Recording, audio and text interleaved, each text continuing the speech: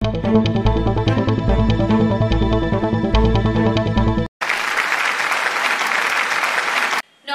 আমি উর্না। শুরু করছি প্যারালাল ঝলক। ডিজিটাল মিডিয়ায় এই প্রথম আপনারা দেখছেন বাংলায় খেলার সেরা বুলেটিন। মোহনবাগানের আবার আইএসএল চ্যাম্পিয়ন হওয়ার দৌড় চলছে। ইস্ট বেঙ্গলের দৌড় চলছে সুপার 6-এ ওঠার লক্ষ্যে। আইএসএল এর সমস্ত খবর এবং সেই সঙ্গে ভারতীয় ও আন্তর্জাতিক ফুটবলের সব খবর নিয়ে আমাদের বিশেষ সেগমেন্ট খেল সকার। গোয়া ঘুরে এসে শুক্রবার আবার যুব ভারতীতে নামছে ইস্টবেঙ্গল। হারের পর থেকে ঘুরে দাঁড়িয়ে কাঙ্ক্ষিত জয়ের লক্ষ্যে মরিয়া অস্কারের ফুটবলাররা। জানেন কেরালা ব্লাস্টার কঠিন ঠাই, তার ওপর চোট আঘাত তো রয়েছেই। স্বস্তির খবর, হেক্টর ফিরছেন রক্ষণে, কিন্তু দিমির পায়ে যে গোল নেই ভাবাচ্ছে সেটা। তবে যুব ভারতীর ফোকাসে এরা কেউ নন, সব আলো একজনেরই দিকে, রিচার্ড সেলিস। ভেনেজুয়েলান তারকা গোয়ায় প্রথম ম্যাচ খেলেছেন, প্রথম ম্যাচে নিজের জাত অনেকটা বুঝিয়েছেন। তাই এখন লাল হলুদের সব আশা ভরসা ওই রিচার্ড সেলিস। নিজে খেলতে পারেন, দলকে খেলাতে পারেন। সেলিস কি পারবেন ইস্টবেঙ্গলকে বদলে দিতে? ঘরের মাঠে প্রথমবার নামার আগে লাল হলুদ জনতার সেটাই যে প্রত্যাশা রিচার্ডের কাছে। হেক্টর ইউজ থেকে নিয়ে ইস্টবেঙ্গলের অস্বস্তি অনেকটাই কমলো। শুক্রবার কেরালা ব্লাস্টার্সের বিরুদ্ধে ম্যাচ খেলার জন্য তিনি পুরোপুরি ফিট। এমনিতে তার পারফরমেন্স নিয়ে বেশ বিরক্ত কোচ অস্কার ব্রুজো, কিন্তু কোনো উপায় নেই, তার উপরই ভরসা রাখতে হচ্ছে। কিন্তু চোটের জন্য দল থেকে ছিটকে গিয়েছিলেন। মঙ্গলবার রিহ্যাব করলেও বুধবার থেকে দলের সঙ্গে পুরোদমে অনুশীলন শুরু করেছেন। বৃহস্পতিবারও ছুটিয়ে অনুশীলন করলেন। পুরো সময় না হলেও শুক্রবারের ম্যাচে তিনি নামছেন, জানিয়ে দিলেন ইস্টবেঙ্গল কোচ অস্কার ব্রুজো। পাশাপাশি ক্রেসপোর চোটের আপডেটও দিলেন Oscar. Similar to the last weeks in the foreigners, we have Hector coming back and not fully ready to play 90 minutes. Saul is still recovering from his muscle problem. And the rest of the foreigners probably they will be available. We have some small issues, but probably they are going to be able to play tomorrow. And on the local side, we continue trying to recover Lacra, Raki, Panguar, Mark slowly recovering. ইস্টবেঙ্গলের আর একটা মাথা ব্যথা Dimitrios দিয়ামান্তাকস। গতবারের golden boot জয়ী স্ট্রাইকারের সেই বুট গেল কোথায়? ছন্দে নেই, গোল পাচ্ছেন না। স্বাভাবিকভাবেই তাকে ঘিরে হতাশা বাড়ছে। দলের অন্তর্মহলের খবর, কোচ অস্কার ব্রুজো দিমিকে নিয়ে বেশ হতাশ। তবে প্রকাশ্যে সেটা বলছেন না, বরং বলছেন হতাশ হলে তো দিমিকে খেলাতামই না। If I'm not happy with the performance, I would keep him out of the pitch. So I need to give confidence to him. Strikers, they are players of cycles. Dimi in December, November, he had a good cycle. He was an important player for the team and he was scoring goals. So it's not, of course, the strikers, when they don't score, we can tell that they are not performing well. But when he starts scoring, he's going to be again on the edge. Remember that tomorrow Dimi plays with his former team. Super 6-এ ওঠার আশা এখনও ছাড়েননি Oscar Bruzon. তিনি মনে করেন 3টি match জিতলেই ছবি অনেকটা বদলে যাবে। তবে বেশ হতাশার সঙ্গেই স্প্যানিশ বস জানান তারা ভালো খেলছেন, কিন্তু প্রতিপক্ষরা আরও ভালো খেলছে। If we can win 3 consecutive games, we are still thinking that we can do it. We cannot throw the towel. If in these last games that perfectly the team could have accumulated 4, 5 or 6 points in the last run of 3 or 4 games, we would be talking about the game of today as a final for us to jump into that position. So our dream is still alive. There are 8 games to go. Of course, every mistake now is going to be penalized. Kerala ব্লাস্টার্সকে নিয়ে কাটাছেঁড়া করেছেন লাল হলুদের head sir. তার নজরে Adrian Luna ও নোয়া, এই দুজনকে বেশ সমীহ করছেন অস্কার। জানালেন লুনা ও নোয়া খুব তীক্ষ্ণ ফুটবলার, বিশেষত কাউন্টার অ্যাটাকে খুবই দক্ষ। আর প্রতিপক্ষের কাউন্টার অ্যাটাক সামলানো যে ইস্টবেঙ্গলের দুর্বলতা আছে, সরাসরি তা মেনে নিলেন East Bengal coach. Kuru, Luna in the central areas making the distribution, Noah being a very sharp player, always finding depth on the left side, and a team that relies a lot on the counter attacks, and a team that usually do the second half better than the first half. So this is the identity of Kerala. On the other side, you mentioned the problems that we have in our. আনোয়ারকে এখন পাওয়া যাবে না, এটা নতুন কোনো খবর নয়। বড় চোটে ছিটকে গিয়েছেন, কিন্তু কতদিন তাকে পাওয়া যাবে না, বৃহস্পতিবার কোচ অস্কার ব্রুজো সেটা স্পষ্ট করে দিলেন। And regarding the condition of Anwar, in the hit that he got in the last game against Mumbai, I don't want to say the medical thing. I prefer to keep it internal, but Anwar has an injury, and probably he will be okay to join the practice in the next 15 days. মাহাদি তালালের পরিবর্তন এসেছে ইস্টবেঙ্গলে, কিন্তু এই মুহূর্তে আর কোনো বিদেশি ফুটবলারের সই করার সম্ভাবনা নেই।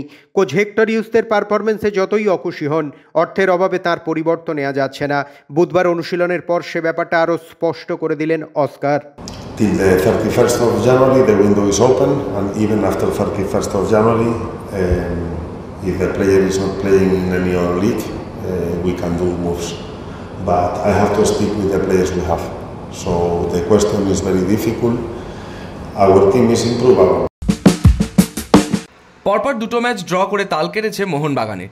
ধাক্কা একটু লেগেছে। যারা খেলেছিলেন বৃহস্পতিবার ছিল তাদের অপশনাল প্র্যাকটিস। তারা ফিজিক্যাল ট্রেনিংয়ের পর দুই দলে ভাগ হয়ে হালকা অনুশীলন করলেন। ঘটনা হলো একটি দলে কামিন্স স্টুয়ার্ট জুটি সঙ্গে আশিক, অন্যদিকে দিমি ম্যাকলরেন জুটি। মনবীর এক দলে, লিস্টন অন্য দলে। এই দল কেন মলিনাই বলতে পারবেন। তবে এবার কি স্টুয়ার্টের সঙ্গে ম্যাকলরেনকে শুরুতে না রেখে কামিন্সকে রাখার ইঙ্গিত দিলেন মোহনবাগান কোচ? আরেকটা ব্যাপার, কার্ড সমস্যায় পরের ম্যাচে নেই আশিস রায়, ফলে রাইট ব্যাকে খেলতে পারেন দীপেন্দু বিশ্বাস। বৃহস্পতিবারের অনুশীলনে তাকেও তৈরি রাখা হলো। মোহনবাগান শিবিরে স্বস্তির খবর, পুরোপুরি ফিট আশিক কুরুনিয়ান। দীর্ঘ প্রায় মাসখানেক চোটের জন্য তিনি মাঠের বাইরে, অবশেষে চোটমুক্ত হয়ে পুরোদমে অনুশীলনে ফিরলেন। 27 তারিখ বেঙ্গালুরুর বিরুদ্ধে যুবভারতীতে তার নামার সম্ভাবনা প্রবল। প্রথম একাদশে না থাকলেও, পুরো সময় না পারলেও তিনি যে খেলতে পারেন তার আভাস পাওয়া গেল বৃহস্পতিবারের অনুশীলনে। ভালো নেই দিমিত্রি পেত্রাতোস, একেবারেই ভালো নেই। চুপচাপ, মন মরা। অনুশীলনেও খুবই চুপচাপ, ম্রিয়মান। এমনিতেই দিমিত্রি সহ কয়েকজনকে ওয়ার্কলোডের জন্য বিশ্রাম দিয়ে অনুশীলন করাচ্ছেন কোচ মলিনা। তবে তারই মধ্যে দেখা গেল দিমিত্রি একা একাই ঘুরছেন, একা একাই বল জাগলিং করছেন, খুবই ঝিমিয়ে পড়েছেন। কিন্তু কেন? আসলে সমর্থকদের তীব্র সমালোচনায় তিনি খুবই মর্মাহত। যে দিমিকে ভগবান বানিয়েছিলেন সমর্থকরা, সেই সমর্থকদের কাছ থেকে এমন বিরূপ সমালোচনা দেখে তিনি কতটা আহত সেটা বেরিয়ে আসছে তার শরীরী ভাষায়। মোহামেডানের সমস্যা কি মিটল? আপাতত আগুন নিভল। তবে বৃহস্পতিবার মাঠে এলেও প্রথমে অনুশীলনে নামেননি ফুটবলাররা। একই দাবি, টাকা না পেলে মাঠে নামবেন না। যুবভারতীর প্র্যাকটিস গ্রাউন্ডে যখন এই পরিস্থিতি চলছে, তখন ময়দানে মোহামেডান মাঠে বিক্ষোভ দেখাচ্ছেন সদস্য সমর্থকরা। ফেস্টুন প্ল্যাকার্ড নিয়ে বিক্ষোভে উত্তাল তখন মোহামেডান মাঠ।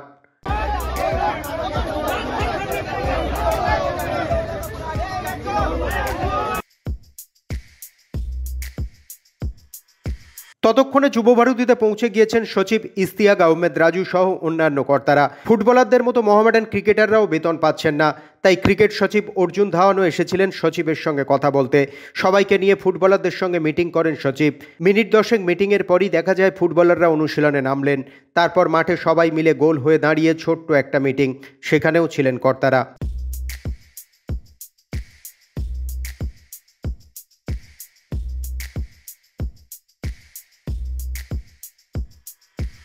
তারপর শুরু হলো অনুশীলন।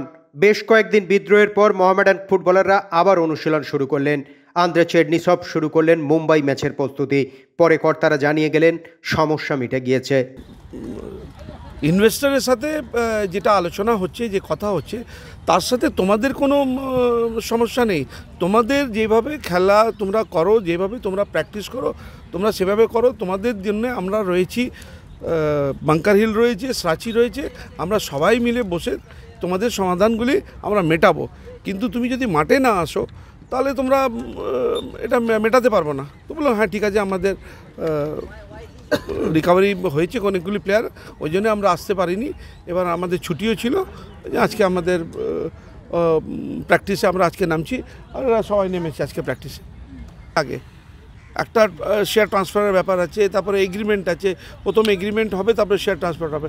এখন অন্য ইউটার্ন হয়ে গেছে, যে প্রথম আমাকে শেয়ার দিতে হবে, তারপরে এগ্রিমেন্টে।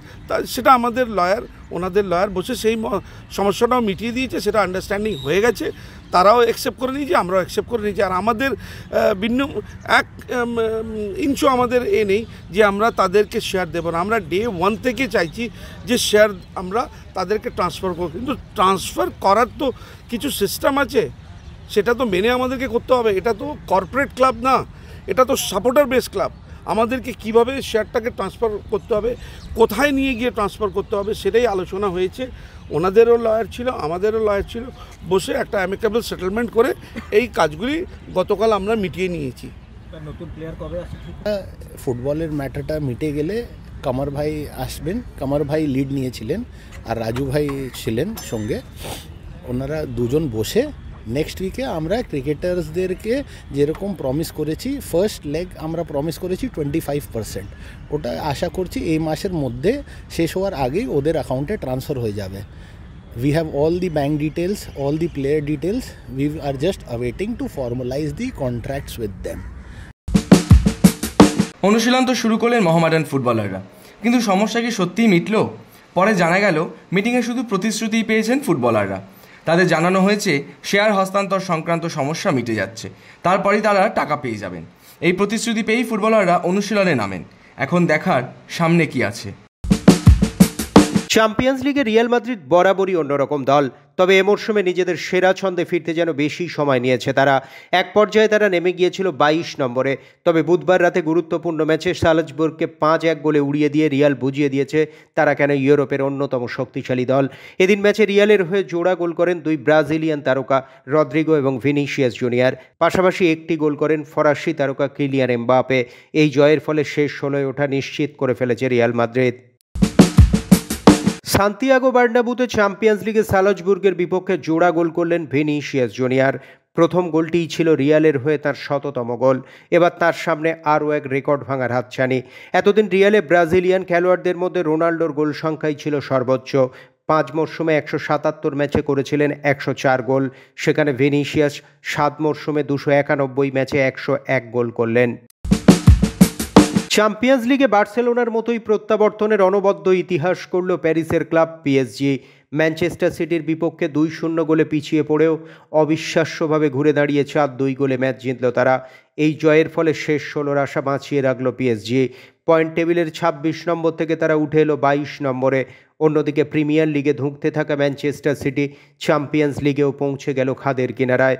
শেষ 16-এ ওঠা নিশ্চিত করতে পরের ম্যাচে ক্লাব ব্রুগার বিপক্ষে জিততেই হবে তাদের। অস্ট্রেলিয়ার কাছে বর্ডার গাভাস্কার ট্রফি খুইয়ে এলো ভারত, তবে এবার সামনে ইংল্যান্ডের বিরুদ্ধে সিরিজ। ভারতীয় দলের সমস্ত খবরের পাশাপাশি ক্রিকেটের যাবতীয় খবর নিয়ে আমাদের বিশেষ সেগমেন্ট লে ছক্কা।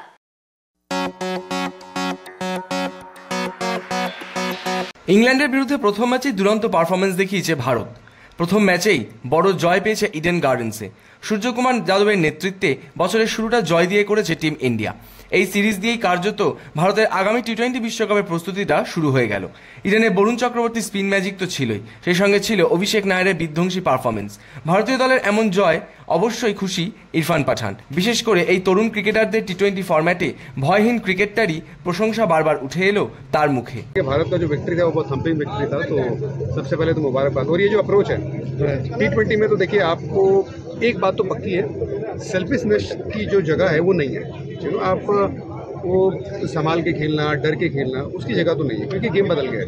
तो ये जो नए लड़के आ रहे हैं वो बिंदास खेल रहे हैं, वो गलतियां करेंगे, वो होगा, वो आउट भी होंगे, कई बार विभाग खेलने जाएंगे बिना खौफ के। जब खेलने जाते हो तो आप आउट भी होते हो, लेकिन ये अप्रोच में अगर आप खेलते रहेंगे T20 cricket short of format, तो आपको कामयाबी बहुत मिलेगी। तो ये बहुत अच्छा लग रहा है। वैसे हम अभी 2 बार टी-20 वर्ल्ड चैंपियन है, तो हमें शोभा देता है इस तरह से क्रिकेट खेलना। ইডেন গার্ডেন্সে বুধবার রানের ঝড় উঠেছিল তার ব্যাটে। কার্যত ইংল্যান্ডের দুরন্ত বোলিং লাইন আপকে একাই শেষ করে দিয়েছিলেন অভিষেক শর্মা। 34 বলে 79 রানের বিধ্বংসী ইনিংস খেলে ম্যাচের সেরার শিরোপাও তুলে নিয়েছিলেন তিনি।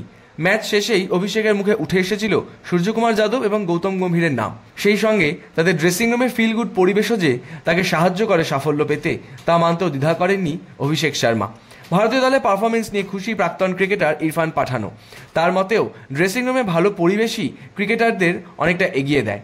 जब ड्रेसिंग रूम का माहौल अच्छा नहीं होता, बाहर दिखता है और फिर बाद में उससे फर्क पड़ जाता है रिजल्ट के ऊपर। ज़्यादातर कई बार चीज़ें छुप जाती हैं, लेकिन ये 19-20 चीज़ें बात होना तो थोड़ा ज़्यादा हो जाता है। लेकिन उम्मीद यही रहेगी कि सब एकजुट होकर ज़बरदस्त खेलेंगे और इंग्लैंड में जो आने वाला टेस्ट सीरीज़ है, मेरा ध्यान तो उसी में ज़्यादा रहेगा। বর্ডার গাভাস্কার ট্রফিতে চূড়ান্ত ব্যর্থ হয়েছেন রোহিত শর্মা এবং বিরাট কোহলি। বিরাটের ব্যাটে একটি ম্যাচে সেঞ্চুরি এলেও রোহিত শর্মা একটাও ম্যাচে বড় রান করতে পারেননি। দেশে ফেরার পর থেকেই তাদের নিয়ে শুরু হয়েছে সমালোচনা। অনেকে তাদের অবসর নিয়েও মুখ খুলতে শুরু করেছেন। এমন পরিস্থিতিতে বিরাট ও রোহিতকে নিয়ে কি বললেন ইরফান পাঠান ও কীর্তি আজাদ, শুনে নিন। ऑस्ट्रेलिया में देखें तो बड़ा ही गंदा परफॉर्मेंस था पूरी टीम, उसमें लोगों ने विकेट्स अपने थ्रो कर दिए। इंडिया में यह है कि गेंद सीधी अच्छी आती रहती है, आप उसको मारते रहते हैं, एक आध मिस हो जाए तो फिर आप मारते हैं, कोई समस्या वाली बात नहीं। लेकिन ऑस्ट्रेलिया जैसी जगह में स्किल की ज़रूरत है, प्रतिभा की ज़रूरत है आपको, और स्किल हमारे खिलाड़ियों में है, लेकिन वो इतने ज़्यादा T20 मैचेस जैसे फ्लैट ट्रैक पे खेल चुके हैं कि बॉल थोड़ी मूव होती है, बाउंस होती है, तो उनको समस्या होता है।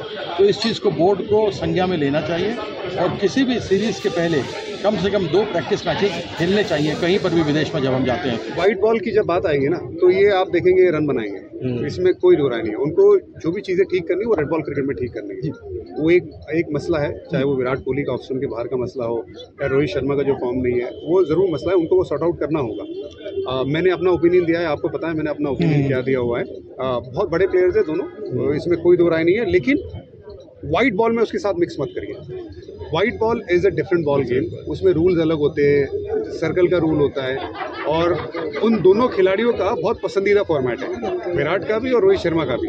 तो मैं ये उम्मीद करूंगा चैंपियंस ट्रॉफी में बहुत अच्छा प्रदर्शन करें ये लोग। অন্যদিকে ইংল্যান্ডের বিরুদ্ধেই টি-20 সিরিজে ফিরেছেন মোহাম্মদ শামি, যদিও ইডেন গার্ডেন্সে নামেননি তিনি। শামিকে নিয়ে কিন্তু আশাবাদী ইরফান পাঠান। एक तो मोहम्मद शामी चैंपियन बोल ना आप इतने साल से क्रिकेट खेल रहे हैं, तो आप उनके अगर नंबर देखेंगे ना, टॉप 10 में है इंडिया की हिस्ट्री में, तो बहुत ज़बरदस्त गेंदबाज है, बहुत एक्सपीरियंस है। तो जब इतना एक्सपीरियंस गेंदबाज होता है ना, उसको खुद की बॉडी भी पता होती है कि कितना चल रहा है कितना नहीं चल रहा है, वो ऑनेस्ट ओपिनियन देता है टीम मैनेजमेंट के साथ, ठीक है, और वो कम्युनिकेशन के हिसाब से चीज़ें चलती जाती है। So I am sure he will make a right decision with the team management. और जब ऐसा खिलाड़ी जब खेलता है ना, तो हम वही सोचते हैं कि जब खेले तो पुराने लय में खेले, जो इतना आसान होता नहीं है, टाइम लगता है, हर किसी को टाइम लगता है। सो उम्मीद यही करेंगे कि मोहम्मद शामी की जो सर्विसेज है भारत को मिले, और ख़ास करके रेड बॉल क्योंकि वैसा बॉलर मिलना मुश्किल है, वैसा, और बुमराह जैसा आप इमेजिन करिए, बुमराह फिट है, शामी फिट है, वैसे गेंदबाज अगर खेल रहे हैं तो आई थिंक उससे अच्छा कुछ है ही नहीं। অস্ট্রেলিয়ার কাছে বর্ডার গাভাস্কার সিরিজে বিশ্রী হার ভারতের, এরপরই নড়ে চড়ে বসেছিল বোর্ড। ভারতীয় ক্রিকেটারদের জন্য একাধিক নিয়ম এনেছে বিসিসিআই, সেখানে ক্রিকেটারদের উদ্দেশ্যে নির্দেশিকা জারি করা হয়েছে ঘরোয়া ক্রিকেট খেলা নিয়ে। ইতিমধ্যেই রোহিত ঋষভরা নেমেও পড়েছেন রঞ্জি ট্রফি খেলতে। এই সিদ্ধান্ত নিয়ে কার্যত বোর্ডকে একহাত নিয়েছেন প্রাক্তন ক্রিকেটার কীর্তি আজাদ। তার মতে এই সিদ্ধান্ত অনেক আগেই নেওয়া উচিত ছিল। খানিকটা এক সুর আরেক প্রাক্তন ক্রিকেটার ইরফান পাঠানেরও, তিনিও এই কথা বহুদিন আগে থেকেই বলে এসেছেন। ক্রিকেটাররা নেমেছেন ঠিকই, তবে ঘরোয়া ক্রিকেট খেলার ক্ষেত্রে তারকা ক্রিকেটারদেরও ধারাবাহিকতার বার্তাই দিচ্ছেন ইরফান পাঠান। The board is like a tube light. You know,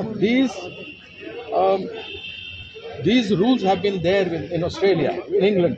You see when they tour India, even New Zealand, they come about a month before. And they spend time, they practice, get used to the weather condition, get used to the pitches. So the board, what it has done, it cannot be series to series. You have to decide that everybody has to play domestic cricket. We play domestic cricket. Now you have a cushion that if you have not done well, you go to T20, play there, score runs and play test matches. But test matches and T20 are absolutely different game.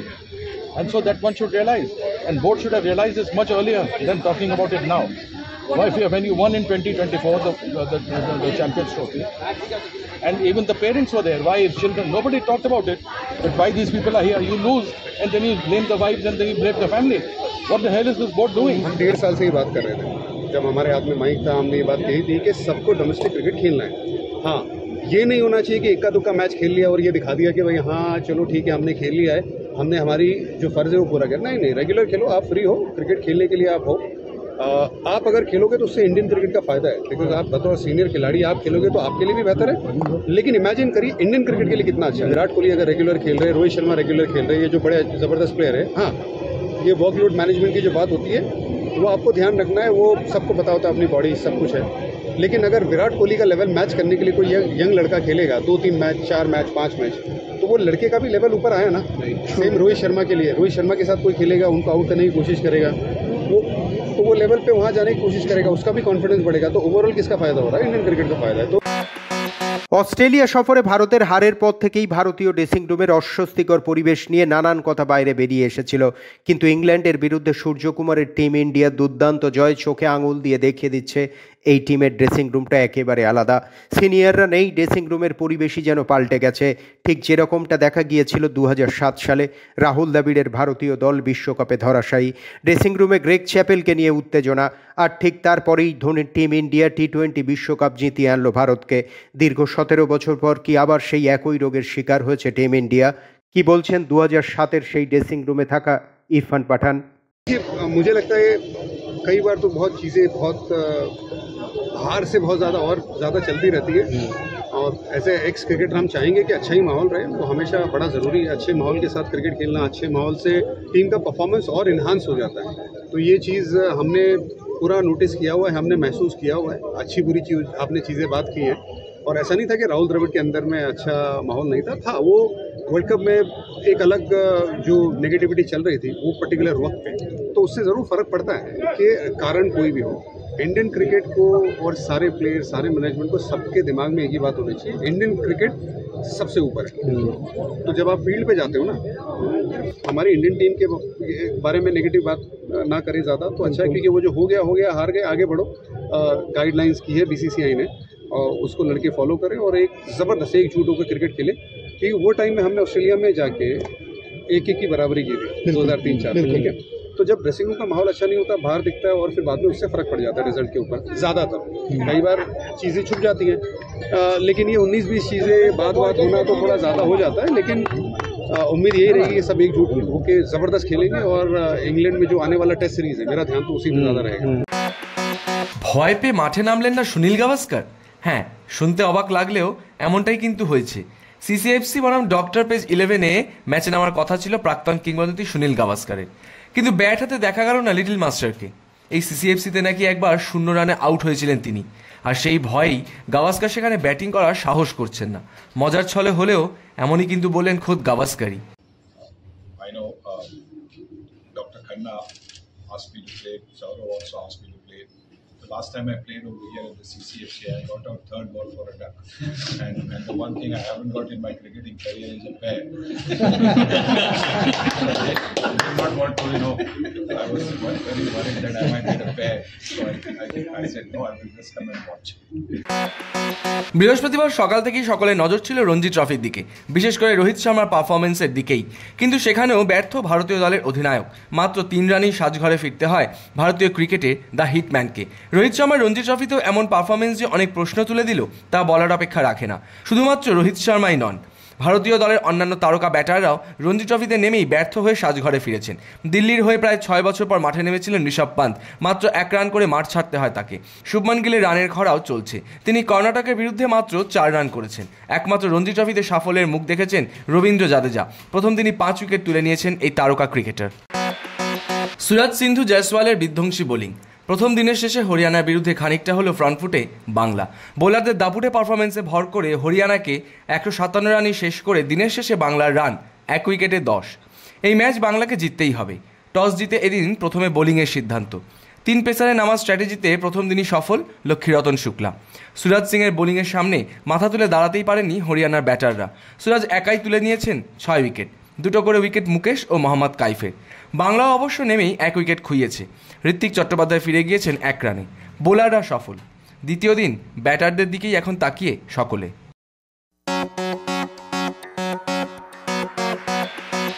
Cricket, football ছাড়াও বাকি সব খেলার update কি? দাবা, hockey, badminton সব খেলার খবর নিয়ে আমাদের বিশেষ সেগমেন্ট উইং প্লে।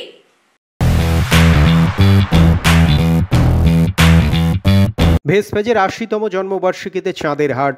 ক্রিকেট প্রদর্শনী ম্যাচে সুনীল গাভাস্কার, লিয়েন্ডার পেজ, ইরফান পাঠান, কীর্তি আজাদরা। আসলে ডাক্তার ভেসপেজ ভারতীয় ক্রীড়া জগতের এক উজ্জ্বল নক্ষত্র। তিনি শুধু লিয়েন্ডার পেজের বাবা, অলিম্পিক পদকজয়ী প্রাক্তন হকি খেলোয়াড়ই নন, বরং বিভিন্ন ক্রীড়াক্ষেত্রে প্রশাসনিক পদে গুরুত্বপূর্ণ দায়িত্ব পালন করেছেন। তার এই অবদানকে কুর্নিশ জানাতেই 3 বছর ধরে চলছে CCFC একাদশ বনাম ডাক্তার ভেসপেজ একাদশের ক্রিকেট প্রদর্শনী ম্যাচ। এবার সেখানেই সুনীল গাভাস্কার। ব্যাট হাতে মাঠে নামলেন ইরফান, কীর্তি আজাদ, মনোজ তেওয়ারি, অরুণ লালরা। When I was asked if we were honoring Dr. Pace, I hope he gets well soon. I know he's in hospital. I wish him the very, very best for a very speedy recovery. But this is just an absolute honor because what Dr. Pace has done And we're not talking just about what he did on the field of hockey, because after he finished playing hockey, the way he has contributed to Indian sports has been phenomenal, nothing short of phenomenal. And he's been an integral part of the BCCI and the ICC as well. And so therefore that connection with him has been there. I've been with the ICC when I've been the chairman of the technical committee of the BCCI. I've had several interactions with him, and every interaction was where you learned something.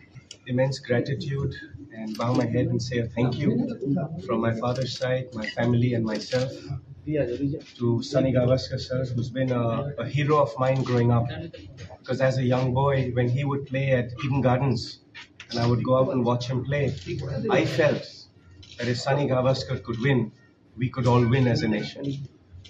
He's been a big inspiration to me in my life, in my career. And I'd like to say thank you to him for coming here today to Kolkata, to the city of joy, and especially to my home at the Calcutta Cricket and Football Club, where I've grown up and learned not just my sport of rugby, cricket, football, hockey and tennis, but also what teamwork and camaraderie and leadership and playing on a team matters. My father in the field of medicine, and to all the doctors that are here today, I'd like to bow my head and say thank you. To Irfan Bhai, to Kirti sir, to Manoj Bhai, to all the legends that have come out today. It means the world to us that you're here today.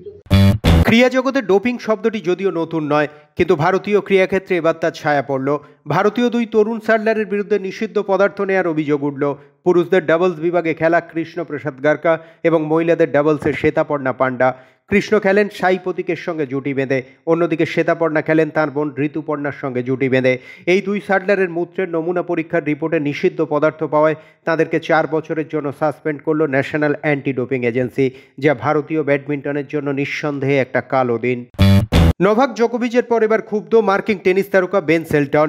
Australian ওপেনের সম্প্রচারকারী সংস্থার বিরুদ্ধে কার্যত তোপ দাগলেন তিনি। তার দাবি, post match TV সাক্ষাৎকারের সময় সঞ্চালকরা তাকে এমন কিছু প্রশ্ন করেছেন যা অনভিপ্রেত। রসিকতা করতে গিয়ে সঞ্চালকরা অপমান করেছেন তার। অনবদ্য লড়াই শেষে অস্ট্রেলিয়ান ওপেনের সেমিফাইনালে ওঠেন এই মার্কিন টেনিস তারকা। সেমিফাইনালে তার প্রতিপক্ষ ইয়ানিক সিনার। অস্ট্রেলিয়ান ওপেনে মেয়েদের ফাইনালে মুখোমুখি হবেন এরিনা সাবালেঙ্কা এবং ম্যাডিসন কিজ। বৃহস্পতিবার প্রথম সেমিফাইনালে স্টেট সেটে সাবালেঙ্কা 6-4, 6-2 গেমে পাওলো বাদোসাকে হারিয়ে ফাইনালে উঠলেন। অন্যদিকে দ্বিতীয় সেমিফাইনালে হাড্ডাহাড্ডি লড়াইয়ের পর ছিটকে গেলেন দ্বিতীয় বাছাই ইগা সিওনটেক। তাকে 5-7, 6-1, 7-6 গেমে হারিয়ে ফাইনালে উঠলেন ম্যাডিসন কিজ।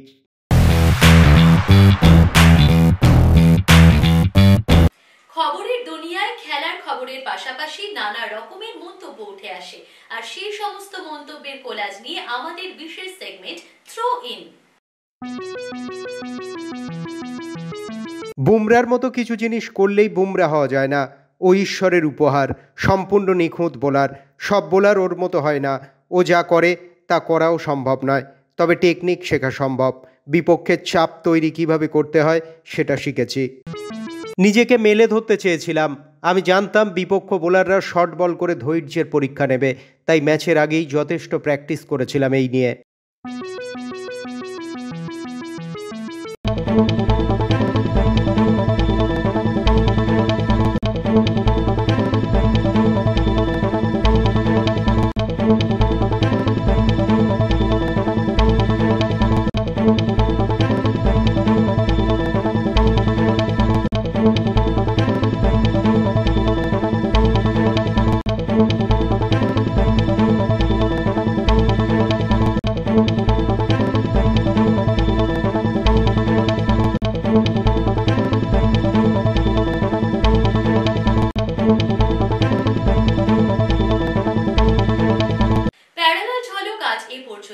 খেলার দুনিয়ার যাবতীয় সব খবর নিয়ে দেখতে থাকুন প্যারালাল ঝলক প্রতিদিন রাত 10টায়।